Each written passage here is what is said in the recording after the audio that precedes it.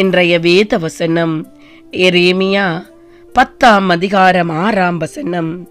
கர்த்தாவே, உமக்கு ஒப்பானவன் இல்லை, நீரே பெரியவர், உமது நாமமே வல்லமையில் பெரியது. என் அன்பான சகோதர சகோதரிகளே, ஆண்டவருடைய வார்த்தை இன்று எங்களிடம் கடந்து வருகிறது. அவர் நாமம் வல்லமை உள்ள தேவன். ஒரு பலசாலியான வாலிபன் இருந்தான். அவன் தன்னை பார்க்கிலும் பலனிலும் வல்லமையுள்ள ஒருவரிடமே வேலை செய்ய வேண்டும் என்று தீர்மானித்தான். அப்படியே மிகுந்த பழுதூக்கும் ஒரு குத்துச்சண்டை வீரனை கண்டு அவனிடம் வேலைக்கு சேர்ந்தான். ஆனால் அந்த வீரனோ ஒரு நாளில் இருட்டில் நடந்து வந்த போது பிசாசை கண்டு நடுங்கி போனான். எனவே இந்த வாலிபன் பிசாசுதான் மிகுந்த வல்லமை உள்ளவன் என்று எண்ணி பிசாசுக்கு பணிவிடை செய்து வந்தான்.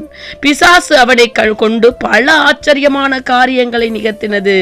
ஒரு நாள் ஒரு ஏழை விவசாயி தன் ஜெபத்தில் இயேசு கிறிஸ்துவின் ரத்தம் என்று சொல்லி ஜெபித்துக் கொண்டிருந்த போது அந்த பிசாசு நடுநடுங்க ஆரம்பித்தது. அந்த இடத்திலேயே நிற்காமல் ஓடி போனது. அந்த வாலிபன் அந்த விவசாயியிடம் வந்து அவனது வல்லமையின் ரகசியத்தை விசாரித்தார். அதற்கு அந்த விசுவாசி 1 யோவான் 4:4 காண்பித்து, உலகத்தில் இருப்பவனிலும் தன்னில் இருப்பவர் பெரியவர் என்றும் வல்லமை உள்ளவர் என்றும் கூறி இயேசு கிறிஸ்துவை அறிமுகம் செய்து வைத்தார். அது முதல் அந்த வாலிபன் கர்த்தருடைய ஊழியக்காரனானான். தேவ பிள்ளைகளே, தேவன் வல்லமை உள்ளவர். அவர் ஒருபோதும் தோல்வி அடைந்தவர் அல்ல. தம்முடைய ஜனங்களாகிய இஸ்ரவேலருக்கு முன் ஜெய கிறிஸ்துவாய் அவர் வழி நடந்தார். அவர் வல்லமை உள்ளவர். அவர் மேல் மோதுகிறவன் யாராகிலும் சரி, அவன் எவ்வளவு பெரிய மந்திரவாதியானாலும் சரி, அவன் நொறுங்கி போவான். அந்த வல்லமை உள்ளவர் உங்கள் பட்சத்தில் இருப்பதால் நீங்கள் ஒருபோதும் ஒரு காலம் தோல்வியடைய தேவையில்லை. கர்த்தரையும் அவர் வல்லமையையும் நாடுங்கள். அவர் சமூகத்தை நித்தமும் தேடுங்கள். அவர் வல்லமை உள்ள தேவன்.